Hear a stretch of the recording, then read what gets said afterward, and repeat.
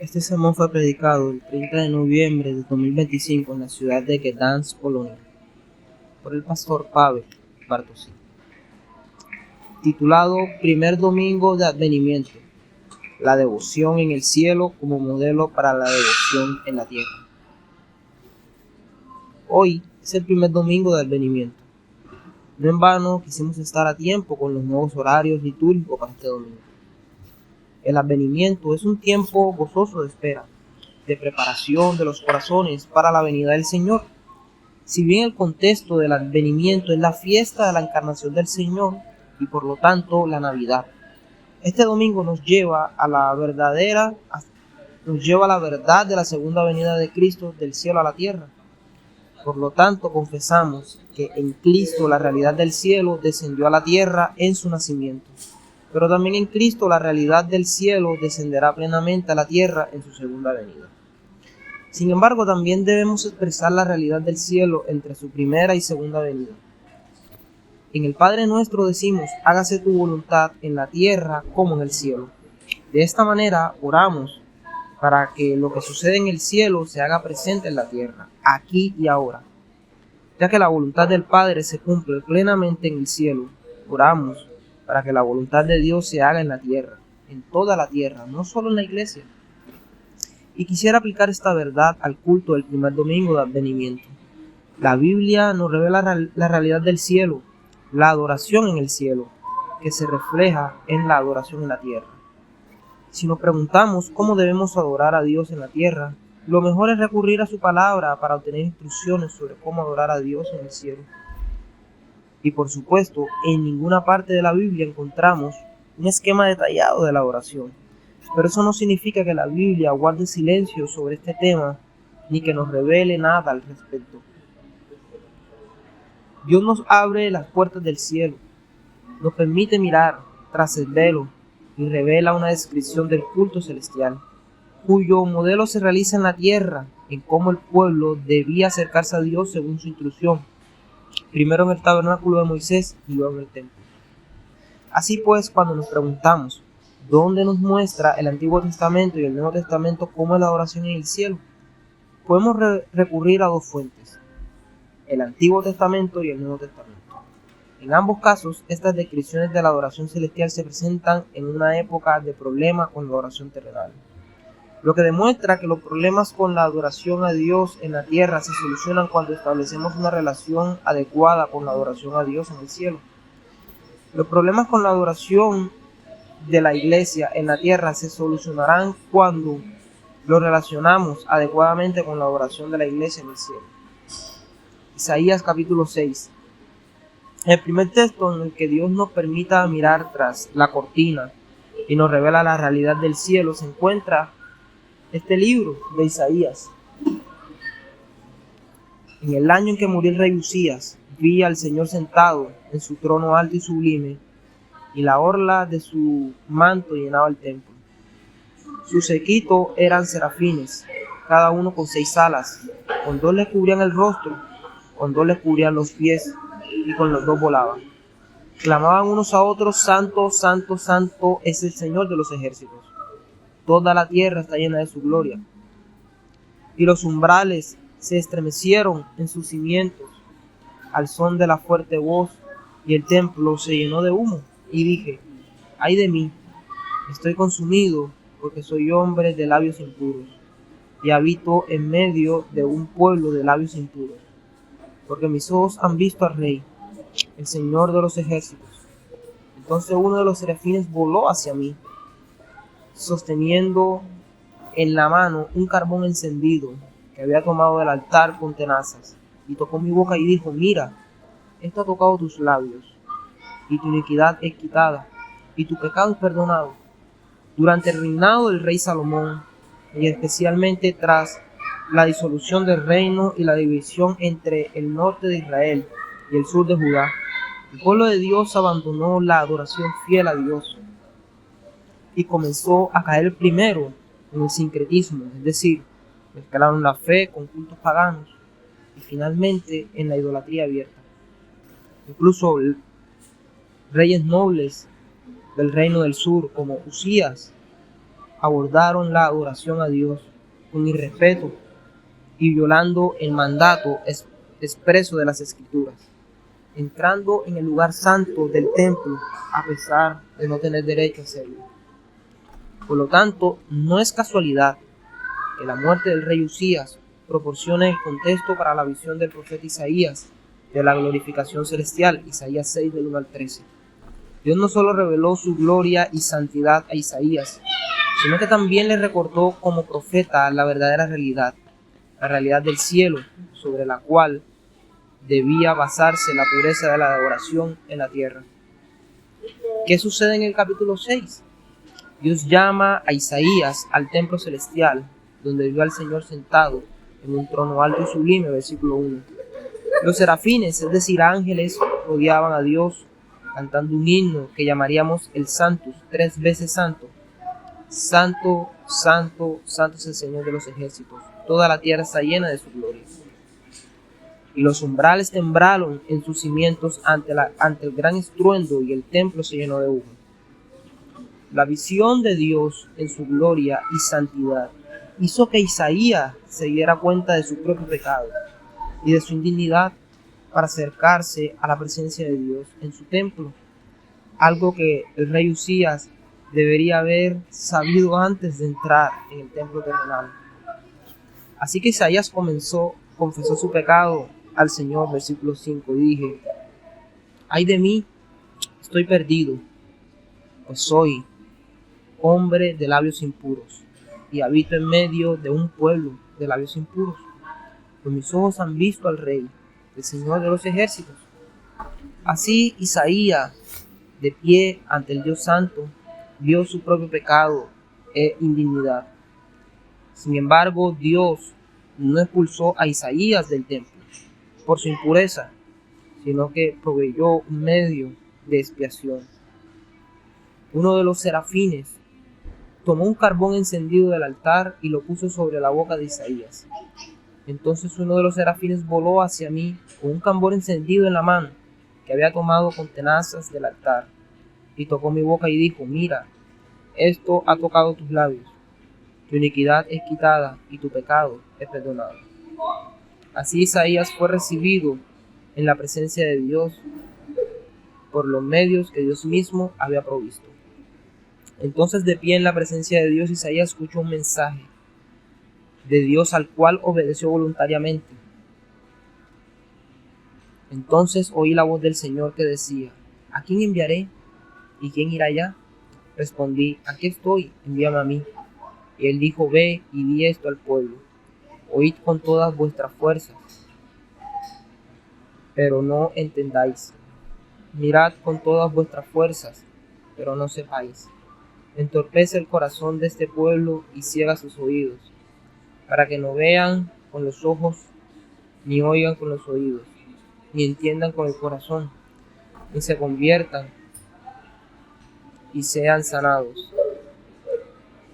Y dije: ¿hasta cuándo, Señor?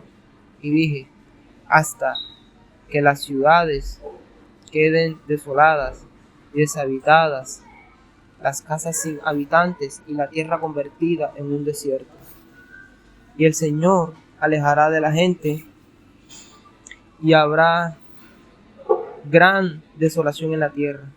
Y aunque quede solo una 10ª parte, volveré a ser consumida como una encina o un terembito, del que solo queda el tocón al ser cortado.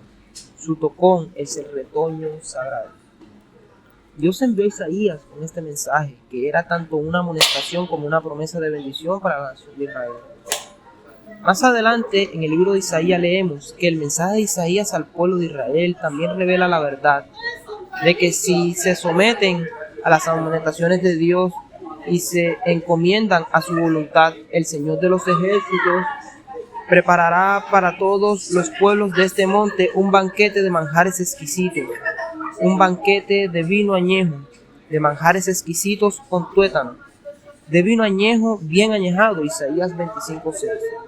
Es decir, Dios mostrará su favor a los pecadores que se arrepientan y cuyos pecados sean perdonados mediante un banquete festivo. Esta realidad de adoración celestial fue un modelo teológico y bíblico para Israel y Judá, que sirvió como corrección divina a la adoración sincrética e idolátrica de su pueblo. Así, 1. Dios se revela y llama a su pueblo a adorar. 2. El pueblo de Dios reconoce y confiesa su necesidad de perdón. Dios les asegura el perdón. 3. Dios habla su palabra e instruye a su pueblo. Luego el pueblo de Dios responde con fe y obediencia. 4. Dios afirma un banquete festivo para su pueblo. 5. Finalmente, el pueblo de Dios acude a su llamado, cumpliendo la voluntad de Dios. Por lo tanto, la visión de Isaías y el mensaje de Dios tenía como objetivo corregir la adoración idólatra de su pueblo. Desafortunadamente, el pueblo endurecido desobedeció y por lo tanto nunca experimentó todas las bendiciones que Dios le prometió si se arrepentía. El segundo texto que revela aún más sobre la adoración a Dios en el cielo es el Apocalipsis. Al igual que con Isaías durante el reinado del rey Usías, no es casualidad que esta visión de la glorificación celestial llegara en un momento en que el estado espiritual de la iglesia era un caos en la tierra. Incluso una iglesia tan noble como la de Éfeso perdió su primer amor, como leemos en Apocalipsis 2. Muchos cristianos como los de la Odisea cayeron en el letargo. Primero Cristo se dirige 7 cartas a las iglesias, capítulos del 2 al 3, describiendo su estado bastante sombrío. Luego la visión del cielo que revela a Juan es, en cierto sentido, una respuesta a los problemas de la iglesia, pero también una esperanza de gloria y gozo en el contexto de un estímulo para perseverar en medio de la persecución de los cristianos durante el Imperio Romano y reinado de Nerón. En la visión de Juan, al igual que en la de Isaías, la adoración celestial proporciona un modelo que debe moldear y corregir la adoración de la iglesia en la tierra. Primero, el Señor Jesús describe el estado espiritual de las 7 iglesias. Luego transporta a Juan al cielo. ¿Y qué sucede? Primero llama a Juan con las palabras, sube acá.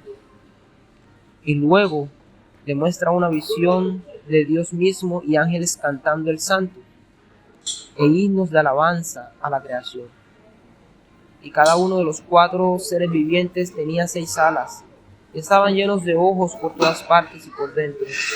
Cantaban día y noche sin descanso, santo, santo, santo es el Señor Dios Todopoderoso, el que era, el que es, el que ha de venir.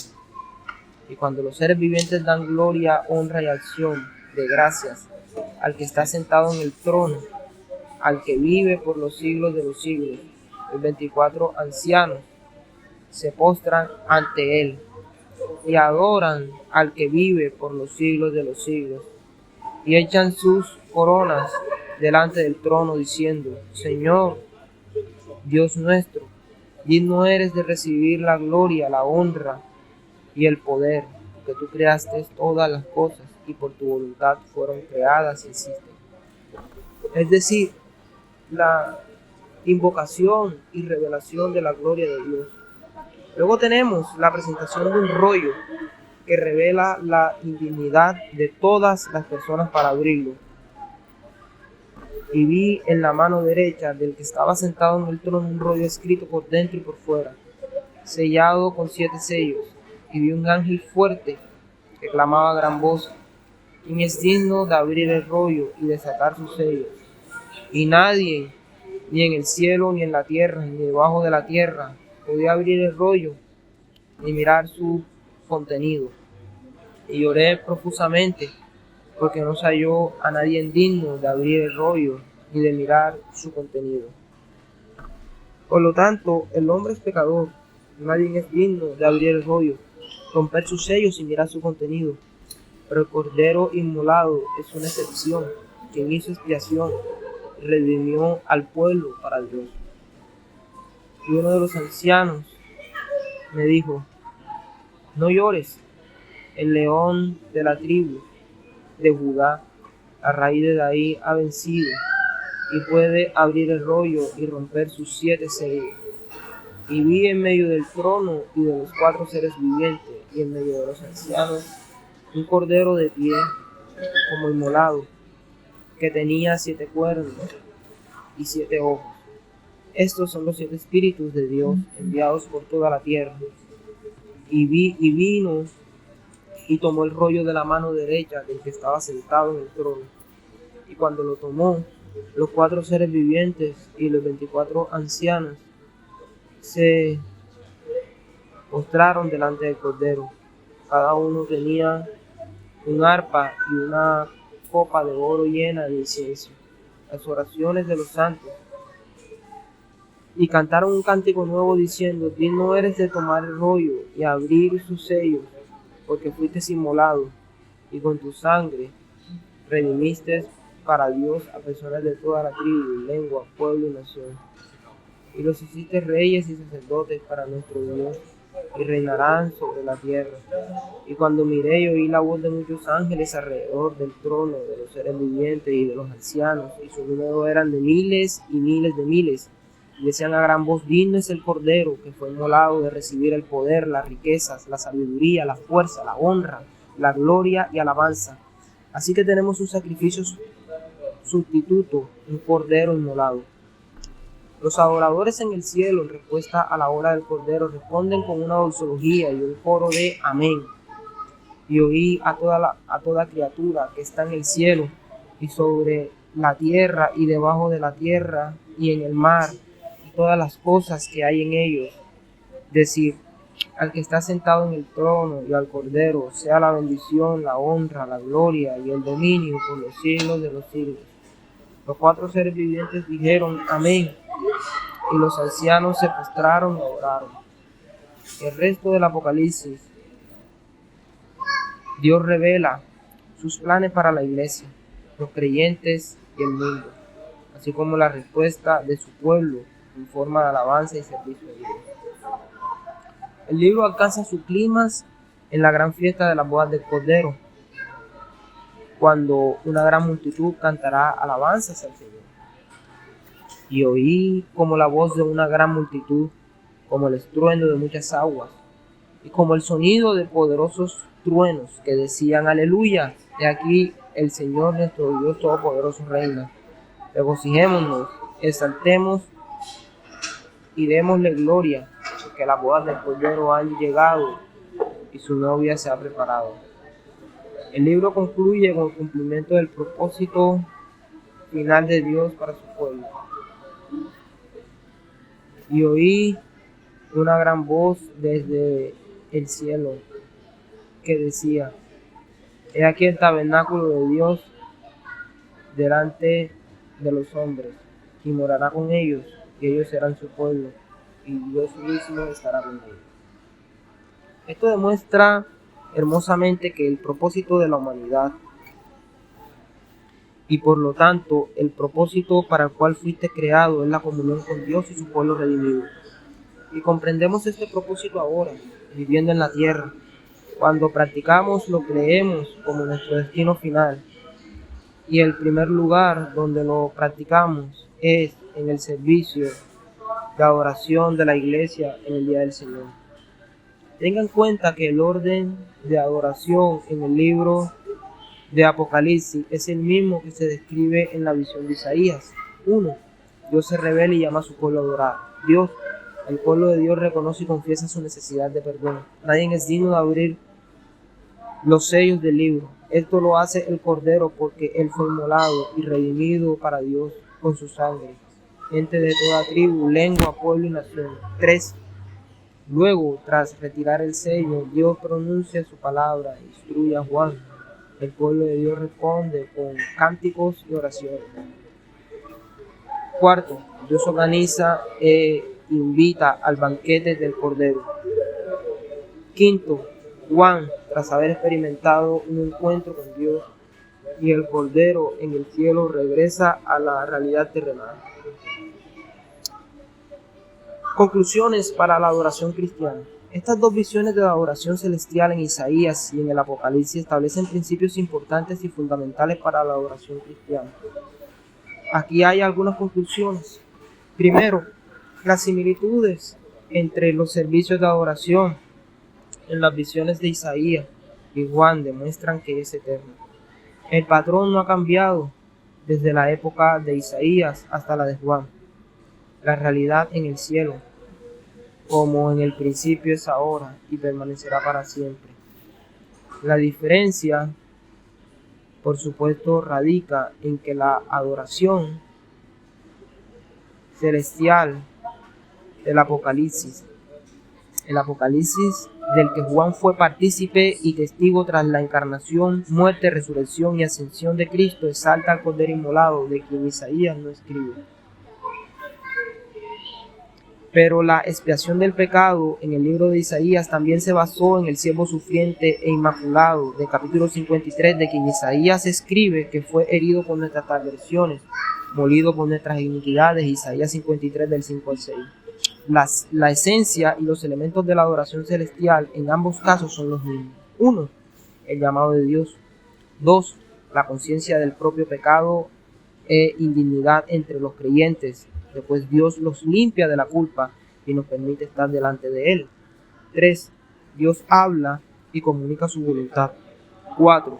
Dios nos invita a un banquete de alegría. 5. Dios envía al hombre al mundo para proclamar y cumplir la voluntad de Dios.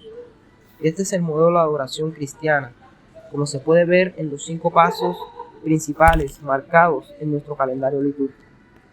En segundo lugar, este patrón no lo inicia el hombre, sino nosotros. Cuando adoramos a Dios según este patrón celestial, encontramos una realidad eterna. Cuando vayas al cielo después de la muerte, sabrás que participas en algo glorioso, del cual el servicio en el que participaste en la tierra fue una sombra, imagen y prefiguración imperfecta. Les dirás a Juan e Isaías que participaste en la tierra en el servicio que describieron. La realidad del cielo no te será completamente ajena, porque ya participas en un servicio que la refleja.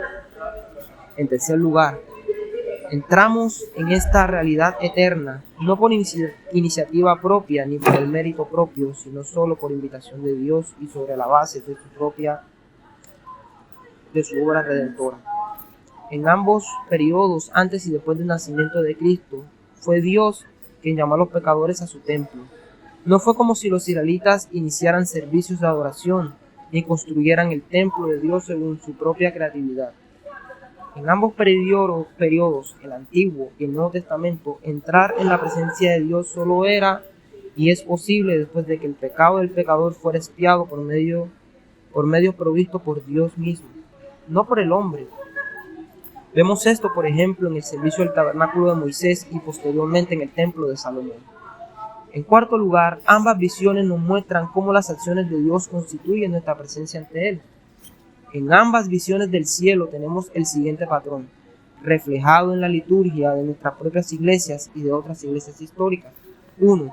Dios nos llama a la fe y a la conversión. Dios nos invita a su presencia. 2. Sin embargo, ninguno de nosotros es digno de estar en Él, porque somos pecadores y merecemos el juicio de Dios. Sin embargo, Cristo, el Hijo de Dios, nació de la Virgen María, se hizo hombre y murió en la cruz por nosotros. Solo gracias a su sacrificio, su obra y su expiación por nuestros pecados, podemos presentarnos ante Dios hoy en adoración, pero también acudir a Él cada día como hijos de Dios. Tercero, después de que Dios ha perdonado nuestros pecados por medio de Cristo, nos llama a la santificación, la madurez y la sabiduría. Lo hace a través de la palabra que leemos y explicamos. 4. Luego nos invita a su mesa para la fiesta eucarística de alegría. 5. Y finalmente nos da de su bendición para ser discípulos de todas las naciones, proclamando el Evangelio, bautizando y enseñando a guardar los mandamientos de Jesús. Invertir ese orden u omitir cualquier elemento por decisión de la iglesia destruye este orden. Desafortunadamente, muchas iglesias son alérgicas a la palabra liturgia, lo que significa que si bien tienen una liturgia dado que cada iglesia tiene su propio orden de culto. No es una liturgia bien pensada y basada en la palabra de Dios. Y finalmente, en quinto lugar, dado que la adoración no es nuestra invención, nuestra acción hacia Dios, no la llamamos adoración. La adoración es la respuesta de una persona a la acción de Dios y ocurre en todo lo que haces. Adoras a Dios a través de tu comportamiento en familia, tus estudios o tu trabajo. En el contexto de la adoración, esta adoración también se manifiesta a través de canciones, oraciones, la postura corporal y los diezmos y ofrendas que ofrecemos. Para la adoración es más que solo alabanza, también es una confesión de pecados, también una enseñanza de la palabra de Dios, es comunión, es una bendición. El punto más importante del sermón de hoy es que todo lo relacionado con el servicio de adoración que Isaías y Juan celebran es iniciado por Dios y moldeado por el pacto que Él ha hecho con nosotros. Dios llama, Dios perdona, Dios habla, Dios fortalece, Dios envía. Dios y Dios lo hace todo. Por eso algunos llaman a la adoración el servicio de Dios. El actor principal es Dios, quien sirve a su pueblo. Sin embargo, todas las acciones de sus seguidores, ángeles y personas salvadas son una respuesta a la obra de Dios. Por lo tanto, la adoración cristiana refleja el servicio de adoración en el cielo, que también presenta el plan para el nuevo pacto de Dios con la iglesia y nos enseña cómo debe ser nuestra vida diaria con Dios. Amén.